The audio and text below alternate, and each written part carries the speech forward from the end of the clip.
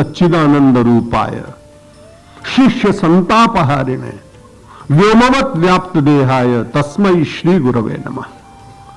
उस ब्रह्मविद गुरु की वंदना करते हुए अन्यत्र ये कहा गया सच्चिदानंद रूपाय, वो सच्चिदानंद के रूप में ही विराजमान है और सच्चिदानंद में स्वयं रमण करने का प्रयत्न करता है। और शिष्य संतापहारिणे, शिष्य के ऊपर कोई आपत्ति आ जाए तो लौकिक आपत्ति का समापन करने की शक्ति उसमें बहुत कम होती है, क्योंकि प्रत्येक व्यक्ति स्वकर्म सूत्रे गृहीतो हि लोकः के कारण अपने अपने कर्म का उपभोक्ता स्वयं। यदि ऐसा न होता तो पूज्य महापुरुषों के ऊपर शारीरिक जो विपत्ति आती है वो स्वयं ही उसको समाप्त कर लेते, चाहे वो रामकृष्ण देव हो या अन्य कोई महापुरुष हो। उन्हें शारीरिक जब कोई कष्ट होता है तो उसे स्वयं भोगना पड़ता है दृष्टा भाव से। पूज्य स्वामी जी महाराज जब अस्वस्थ थे तो एक बार मैं वृंदावन उनके दर्शन करने गया, मुझे बड़ी श्रद्धा थी उनके प्रति, वो मुझे बड़ा वात्सल्य देते थे।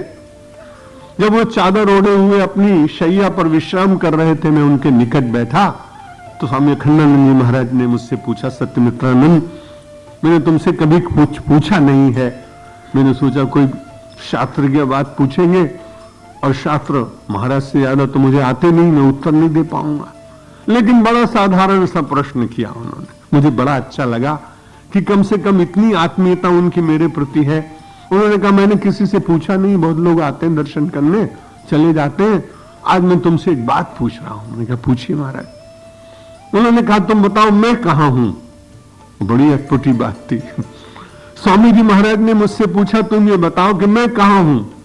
भगवान ने बड़ा अच्छा उत्तर सुझाया। मैंने कहा महाराज जहां आपको रहना चाहिए आप वहीं हैं। बड़े प्रसन्न हो गए। मैंने कहा इतना अच्छा आध्यात्मिक उत्तर तुम दे सकोगे मुझे कल्पना नहीं थी। मैंने कहा आपने इतना सारे संसार को सुनाया है और सुनाने के बाद जहां आपको रहना चाहिए, फिर उन्होंने पूछा कि मैं कहां हूं। मैंने कहा आप रोग में नहीं है, आप शरीर में नहीं है। जब आप मुझसे प्रश्न कर रहे हैं तो निश्चित रूप से आप अपनी आत्मा में ही हैं और तभी आपसे प्रश्न पूछा गया, नहीं तो दूसरा व्यक्ति पूछ ही नहीं सकता था। तो जगत के जो दुख और सुख हैं उनको ब्रह्मज्ञानी को भी भोगना पड़ता है। रामकृष्ण देव को बहुत वर्षों तक कंठ का रोग रहा।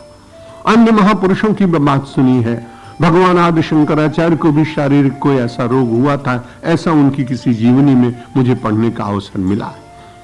लेकिन जब हम समासाध्य उस गुरु के पास जाते हैं तो उसके बाद व्यक्ति को करना क्या पड़ता है, उसे अपने तर्क के द्वारा, साधारण तर्क के द्वारा, कुतर्क के द्वारा नहीं।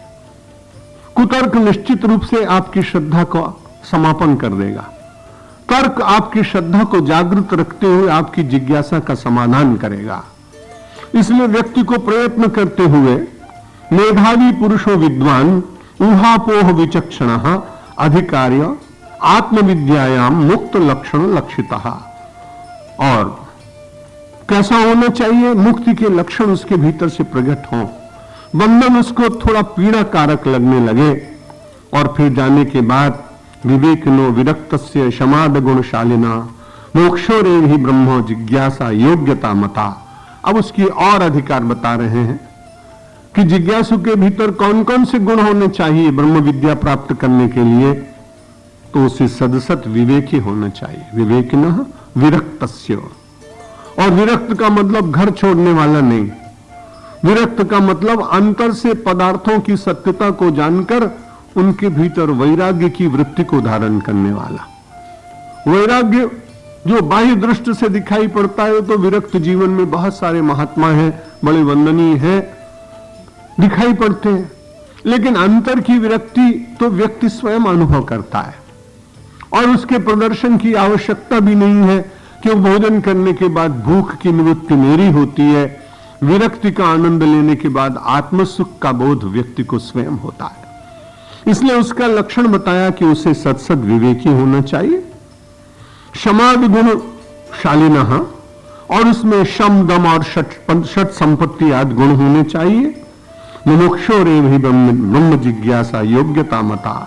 और जो मुमुक्ष है उसी की योग्यता है कि इस सारे मार्ग पर वो अपनी गति पूर्वक चल सकता है, बाकी लोगों को यह अधिकार नहीं मिला। और जो इसमें विरक्त जीवन का लाभ है, आंतरिक वैराग्य का जो लाभ है, वो तो बड़ा अद्भुत है, उसको वाणी वर्णन नहीं कर सकती है। एक संत ने इसका अभ्यास करने के बाद कहा, समाधि निर्धूत मलस्य चेतसो निवेशितस्यात्मनि यत् सुखम भवेत् स्वयं तदन्तःकरणेन गृह्यते न शक्यते वर्णयितुं गिरा तदा स्वयं तदन्तःकरणेन गृह्यते। वो सुख जो है इस वैराग्य का और अध्यात्म का, उससे धीरे धीरे एक बड़ा लाभ ये होता है, विवेकी हो, आंतरिक वैराग्य हो, शमदम गुणों से षट संपत्ति से युक्त हो तो निर्धूत हो जाता है।